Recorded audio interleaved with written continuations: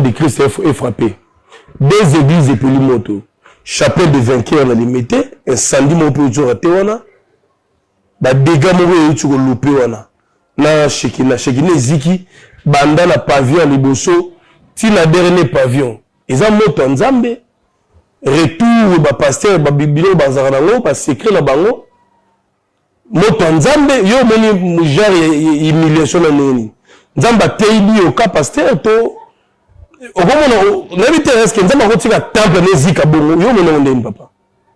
bon, ce sont des choses qui arrivent. Hein? Amen. Des choses qui arrivent. Ils ont souhaité et comme la que temple na ya tongi ou bien salinini, ce que maintenant ya kozika, ce n'est pas aussi digne.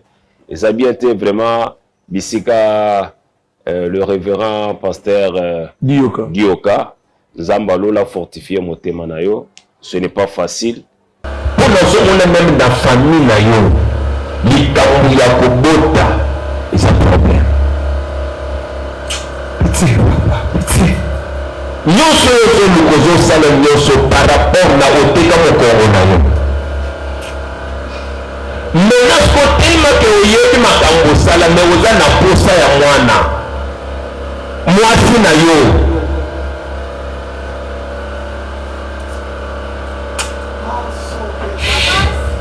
Come on, monte encore. Moi, c'est na yo. Abandi kubima. Na barrière na yo. My God.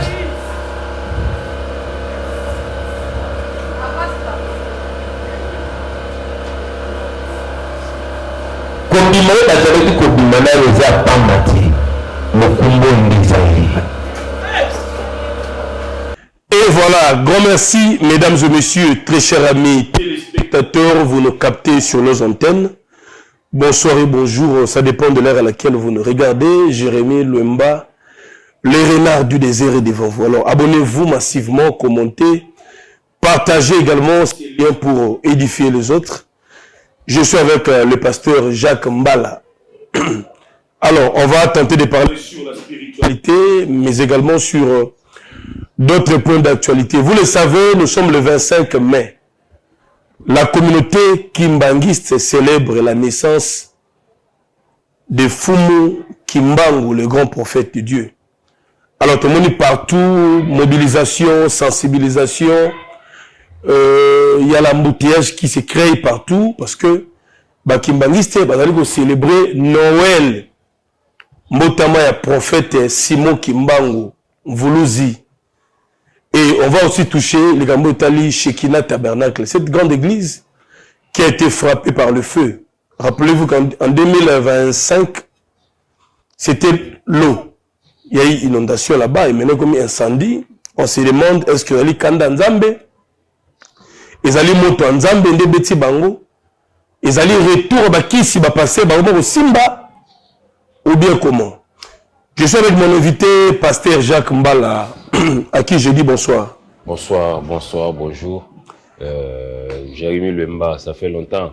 Nous sommes là, papa. Bonne santé. Santé, ça bien. Voilà, merci, pasteur Jacques. D'abord, réalité, la suite, joyeux Noël, pour nous avoir fait Bakimbanguiste partout. La monnaie embouteillage, les gens célèbrent Fumu Kimbangu, Christ Abotami, Nzamba Bayindo Abotami, Naïbité Rolobanini. Et Nzamba Bayindo na Nzamba Bamindele. Donc Nzamba Bayindo na Nzamba Bamindele. Est-ce que bazama ngo bazaboni. Kasi créateur na biso ba noa babi Fumu Kimbangu abotama lelo. Yes ko yepe abotami nani abotaki. Nani pa akelaki. Très bien. On n'a qu'un seul Dieu. On n'a qu'un seul Dieu. Tozaka na Nzambe kazaka moko. Oya kela likolo pe nase. Oya créa mutu, oya créa biloko nyonso ya mokili. Amen. Au commencement, c'était la parole. Donc ça veut dire qu'il n'y a aucune autre personne. Oya koki koloba ke ngai nde te. Ngane Nzambe. Qu'est-ce ba kufi nde ni? Nzambe soso kufa. Nzambe kufa raté. Nzambe kufa raté. Donc ce sont des choses, ce sont des doctrines. OK. Ça dit ba doctrine ne mutoko lo bepe que non doctrine nanga ezaboye biso to sambela kaka tolia kaka nini lokola liloba balia ka misunité bango balia ka banguba soki ba nini soki ba mbisi soki ya ba nini wana soki légume na ba soki na ba nini o nini mafuta soki ma nini jus tu vois donc eza doctrine na bango eza pe na ba doctrine mususu o balata kaka babilamba rafia boy banzambala la rafia eza église mo so pepeni soki nani tata onda basak somone bazo atka basak donc c'est ça eza doctrine na bango tu comprends eza ba doctrine batu mususu na mona ba mususu pe ba pakolaka ba bututu na nzoto bo so ba putulu donc tu vois eza c'est leur doctrine eza ba mususu pe ba betaka ba kuvo parce que mande faut belé balata pe bazambala pembe boy donc c'est leur doctrine donc bato na ba doctrine na ndenge na bango mais ce n'est pas dit que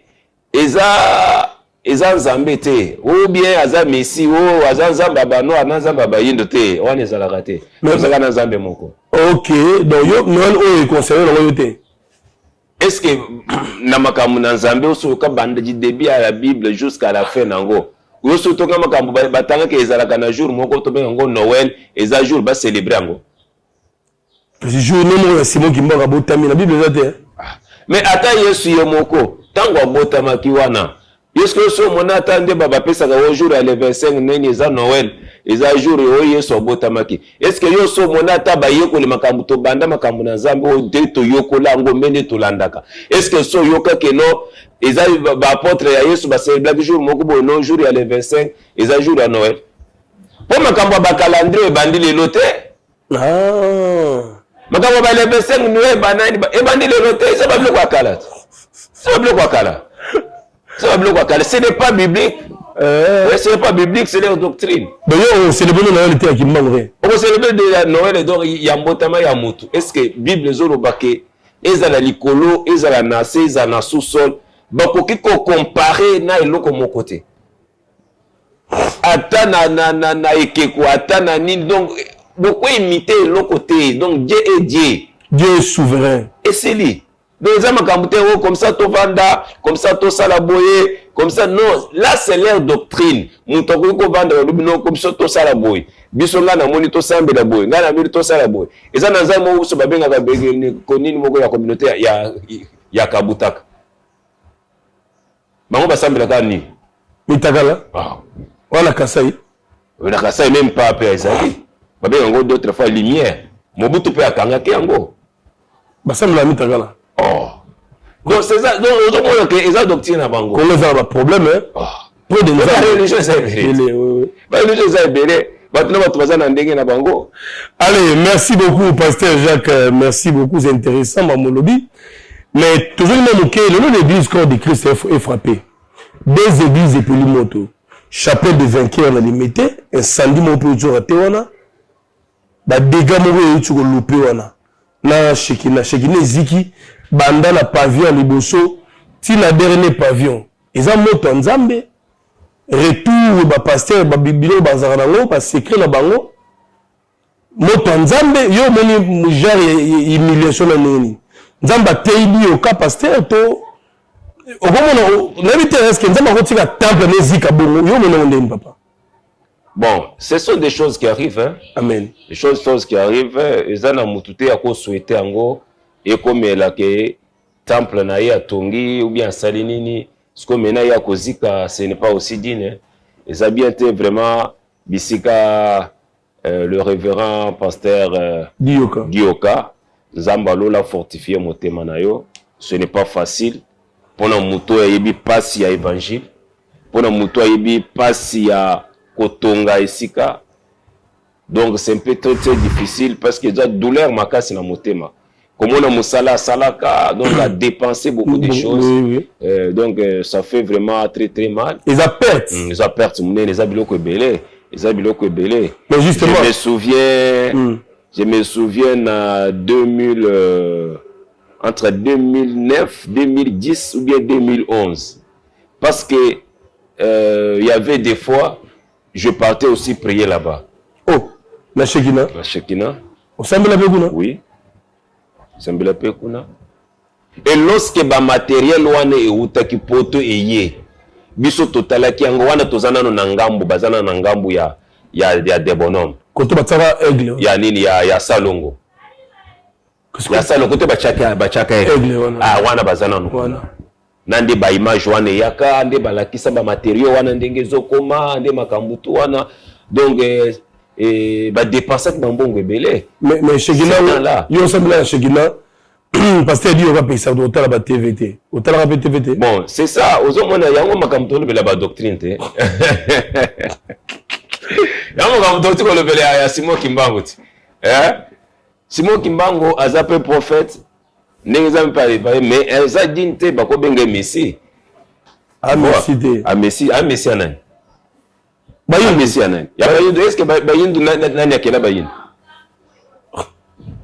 alors ce sont des choses parce que maintenant ozomona biloko wana ekomelie eza passe makasi ko ndenge wana dépense ndenge wana ya yo prier na Shekina aigle wana pembe munene batia wana est-ce que aigle wana eza pentacle te wana eza makambo na bango tokokota na makati te donc on parle d'abord pour un événement oyo ekomelie likambo ya mawe ekomelie nde esalaki bongo donc tozo pesa esusu malongo ya magwasi na courage za musala ya nzambe moko kozwa charge ya musala wana mais eloko soki tozo mona ezo se répéter deux à trois fois eza esu signe ya bien te eza signe ya bien te donc il y a quelque chose où il faut payer fois l'andela.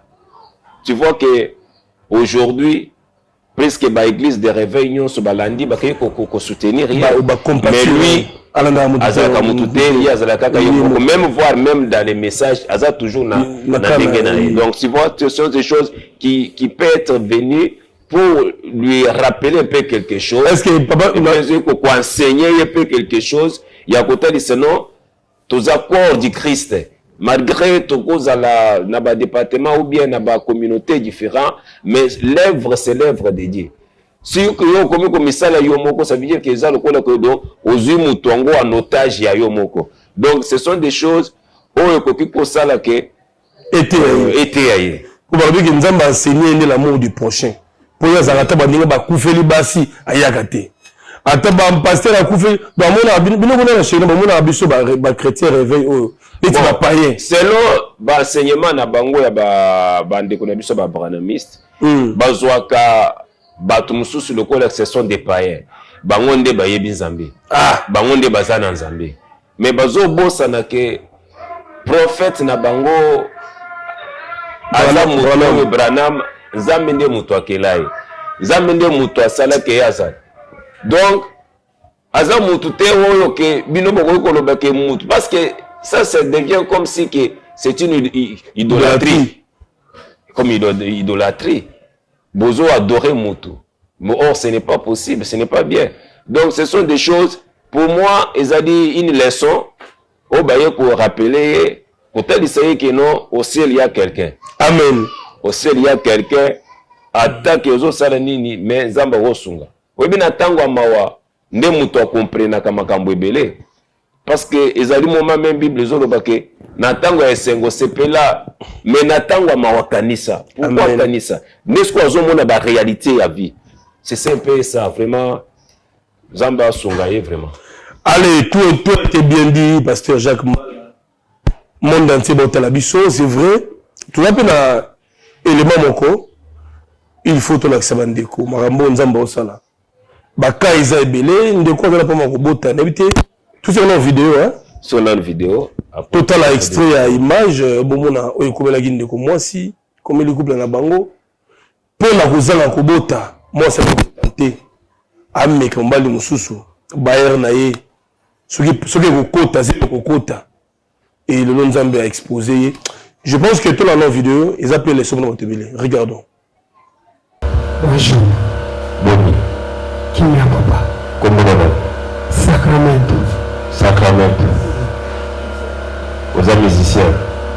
Naza artiste et puis naza plutôt naza voyage. Donc naza homme d'affaires na mukuse.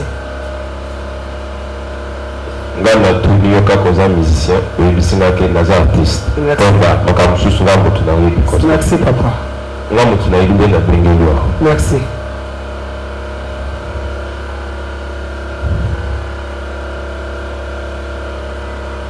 Blandine azana. Blandine mwasi na ngai.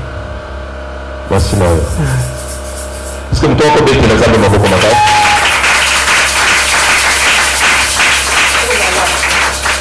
Nazomona quelque chose. Tant nazomona bazopesanga kombo ya Blandine. Mais nazomona lo les ofungwama. Elle est en train de me parler. Attendez que vous avez Yona Blandine. Il y a beaucoup de complications. Vous avez mes ententes à Black Tea. Et puis nous avons besoin de faire un débat. Nous avons des millions de dollars. Nous avons des millions de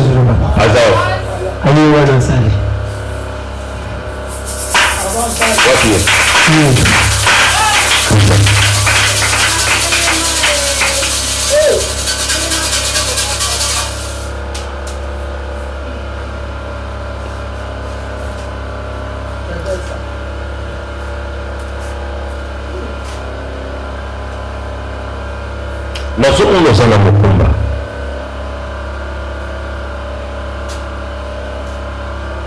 Si vous voulez voir un micro.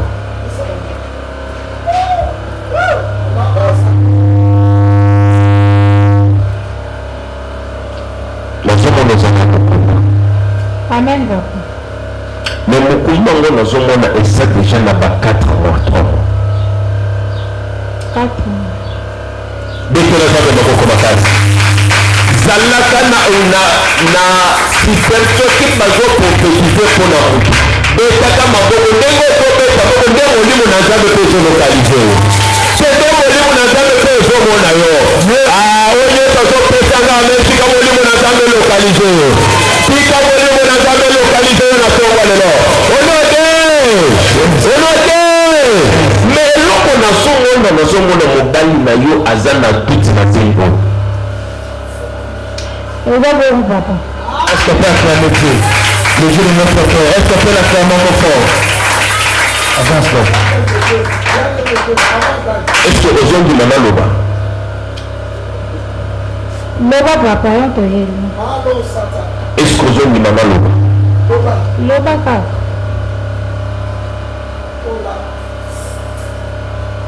Dans ce monde, on va dire à Salakaba voyage. Amen.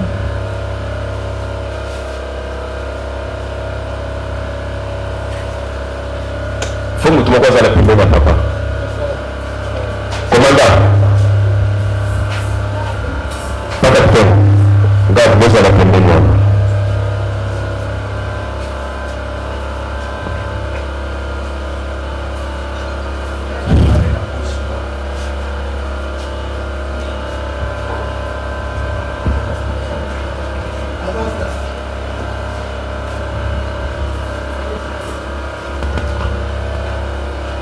mobali na yo kosala bakalikili ya bango.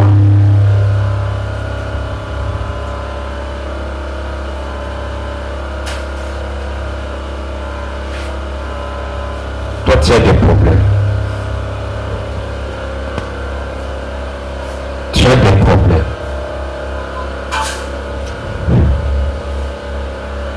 Vous avez un problème sérieux. Pour nous, on même dans la famille, likambo ya kobota is a problem.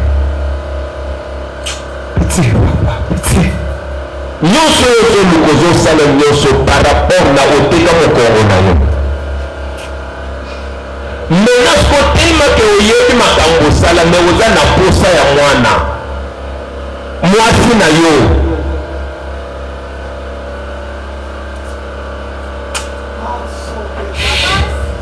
Come on, monte encore.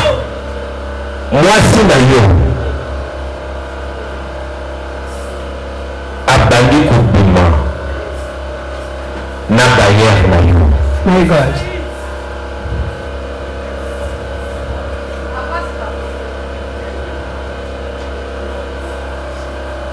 Kobima oyo bazalaki kobima na yo eza pamba te mokumbo ndiza ye.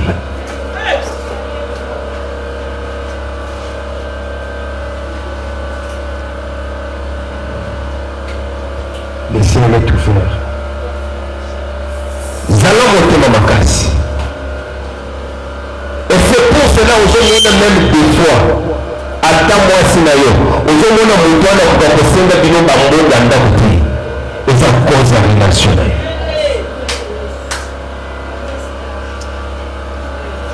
Madame Nassolo déjà solo de la. Papa, il est solo. Est-ce qu'on peut acclamer le Dieu de notre Père? Ouvre la porte.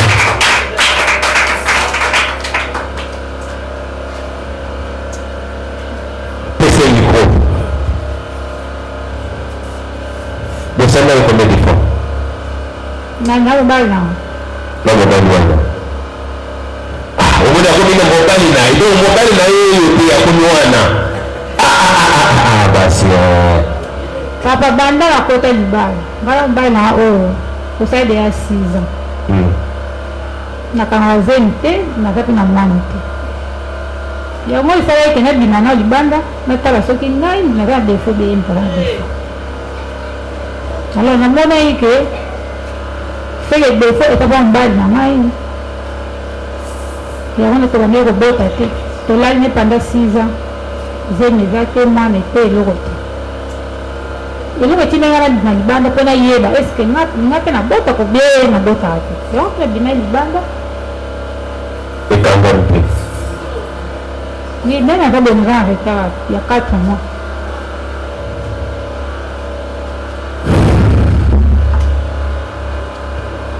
Bon, sécuriser mobile.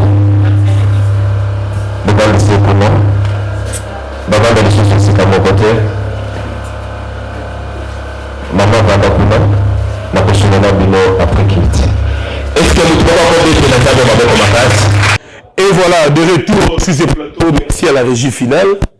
Je pense que mon indice scénario très important. L'homme de Dieu, Batoubago retenir la vidéo de Patalio. Bon, tu vois que ce sont des choses qui viennent dans la vie des gens. Oui. Bandeko, Bayaki n'a pas ça, d'un problème, Bazalaki Nango, Bazalaki problème, il y a bataille ça par rapport à parcours na bango. Bayaki prière, c'était dans plein culte. C'était dans plein culte. Nde na yeko yamba bango, moment nazo prophétiser. Nde na yeko pointer bango. Tant on a pointé mobile, Molimu na Nzambe fongolinga ibandiko talisanga makamu. Tango fongolinga nde pesinga kombo ya mwasi na ye. Zo heureusement pe bayaki pe na mwasi na ye. Bazali na problème ya mobile yazo wanga na zemi. Azo no bake zemi za ya yete. Pendant 6 ans bavanda na mobile. Donc mobile pe mwasi atikala kozwa zemi te. Mais selon les ondi ya mwasi. Et tango Molimu na Nzambe lobi ke non problème a wezande ake mutu o asali bayer na ye. Mais tant on a intervenu, moi ça a expliqué ndenge tu kolanda wana azoloba clairement que à mon avis que bané umeli mais il y a koka kite nde akei ko bimana bayer na ye sko po meka ke zemi aza mo bakasi bi aza makasi te ou bien problème eza côté na ou bien eza problème eza côté à moi nde au monaki zemi wana eko ko salema. Donc c'est une chose pour les amis qui potali sabato. C'est pour cela même aussi hier, je parlais sur 3 choses. Je parlais sur la patience, je parlais sur la persévérance, et je parlais sur la détermination. Au moment que ce que nous faisons dans Babylone, c'est facile, nous avons quelque soit problème que nous avons. Donc c'est un conseil pour les autres. Belé Moussous le lo bazo bungi sa konjima na bango. Et pourquoi? Parce qu'il y a patience. Ah oui. Si nous avons la patience, à quoi que ça n'importe quoi. Mais à quoi que se retrouver à sa côté derrière, à bandiko kanisa, ah, ce qui n'a pas donc ce sont des choses dans la vie, il faut qu'on ait la persévérance. Malgré que la situation est là, malgré les problèmes, il y a maladie, toujours la persévérance dans la prière. Il faut avoir la détermination. Parce que vous avez la persévérance, vous avez la patience, mais détermination, vous avez la côté. Détermination, ça n'a pas été. Mais nous avons ça avec le temps. Dieu fait partout et temps n'a rien d'engalingi. Donc vous voyez, donc, il faut avoir toujours la patience et être aussi fidèle. Surtout beaucoup de femmes, baby, ça, mariage, na bango cause biloko wana. Nous à cause nous comme elanga ou bien biloko moko muto banda ko meka non aux habilités. Donc c'est ce qui s'est passé hier. Donc c'est une bonne chose pour que batou muso soko ko zala peut édifier ko landisa makambo ezo comme la batou. Allez, voilà, merci. Ils allaient enseignement, ils allaient faire leçon de vie. Chrétien, la patience, détermination, la persévérance, comme l'a dit l'homme de Dieu. Parce que Mingi, baraté vie, baraté ma bala, baraté l'opportunité, à cause de manque de patience, il fait chaque chose à son temps. S'il avait dit que robot, voyager, on a la stable. Le temps viendra, pour que nous amenons à son âme. L'homme de Dieu, merci pour le message. Les âmes qui souffrent, numéro de téléphone, et puis message d'espoir vous avez. Les âmes qui souffrent, problème de santé, Tozo préparé 3 jours, je crois que la partir il y a les 5 ou bien plus tard les 10 juin. Dès que vous allez dans 3 jours, vous allez à Kafou, vous allez donc Makambo Bendabika. C'est pour cela que je profite pour inviter Moutinho Skotali, c'est que Mikolo Tokopé sa date, Zala connecté, Tinda famille, Tinda famille, il y a beaucoup de miracles, il y a beaucoup de solutions, il y a beaucoup de choses que l'Éternel est en train de faire. Tozana numéro 133, commune Yabumbu, avenue Souvenir numéro 133. Référence Weza Selembao. Avenue Souvenir numéro 133, commune Yabumbu, référence Weza Selembao. Mon numéro est écrit en bas, plus 243 81 982 04 04. Plus 243 81 982 04 04. Benganga Okukutananga. Donc, message à Souka Ezandeke, je reçois chaque jour, je suis toujours Nakati ya consultation prophétique. Donc, de Bandaka de 9h, de 8h à 14h. Donc, chaque jour, et mon koloya jeudi, tozali na prière à jeudi montagne de solutions. Kozangate et belé bazoya, bazo tato la monnaie nazambe, ba délivrance et contact, ba prophétie, ba parole de Dieu, de délivrance. Donc, il y a beaucoup de choses qui se passent. Donc, kokumi sans zambé, to sans la kanzambe. Donc, il y a beaucoup de choses qui se passent. Mon kola jeudi, nde to zakana ta ibele ko prophétiser, ko délivrer, ko lande la kaya moko na moko. Donc, na dimanche, tozali mon kola de 9h à 12h, et zalaka journée, oto sambelaka, oto luka kanzambe. Auto Dora Kanzambe, na ba louange, na adoration, to bandaka de 9h à 12h. Que le bon Dieu vous bénisse. Vraiment, Zambalo la pambo le bino nyonso. Luka prophète Jacques, komitungi sate, benga au monde le boko na Zambé. Allez, c'est par là que nous mettons un point final à cette émission. Mesdames et messieurs, vous commentez, vous partagez l'émission et vous savez bien. C'était l'homme de Dieu, le pasteur Jacques Mbala, qui nous a enseigné par rapport à l'actualité, par rapport à la spiritualité. Et la réalité aussi, hein, parce qu'on vit chaque jour. Chaque jour est une vie. Portez-vous bien. On est là. Vous avez à nous parler au Bénin à plus 243 89 50 61 702. Jérémie Lemba, toujours disponible. Merci l'homme de Dieu. Merci beaucoup, Jérémie. Toujours le même cas, le nom de l'église corps de Christ est frappé. Des églises et Pelimoto. Chapelle de vainqueur, on a limité. Incendie, mon peu de Tewana. Ba dégâts moko tu loupé wana na shekina ziki banda na pavillon liboso ti na dernier pavillon eza moto nzambe retour ba pasteur ba bibilo bazaka nango ba secret na bango moto nzambe yo moni genre humiliation na nini nzamba teibi o ka pasteur to okomona n'habite est-ce que nzamba kotika temple ne zika bongo yo mona ndeni papa. Bon, ce sont des choses qui arrivent. Hein? Amen. Des choses qui arrivent. Et ça, on a souhaité et comme la temple na ya tongi ou bien salinini, ce que maintenant ya kozika, ce n'est pas aussi dit. Et ça a bien été vraiment bisika le révérend pasteur Dioka. Zambalo l'a fortifié mon thème nayo. Ce n'est pas facile. Pour nous, on est même dans la famille nayo. L'ikamu ya kobota. C'est un problème. Petit. nyonso oyo kozosala nyonso par rapport na oteka mokongo na yo maintenant soki otelemaka oyebi makambo osala me oza na posa ya mwana mwasi na yo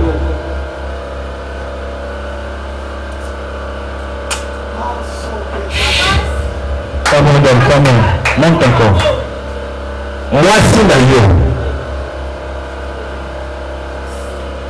abandi kobima na barrière na yo. My God.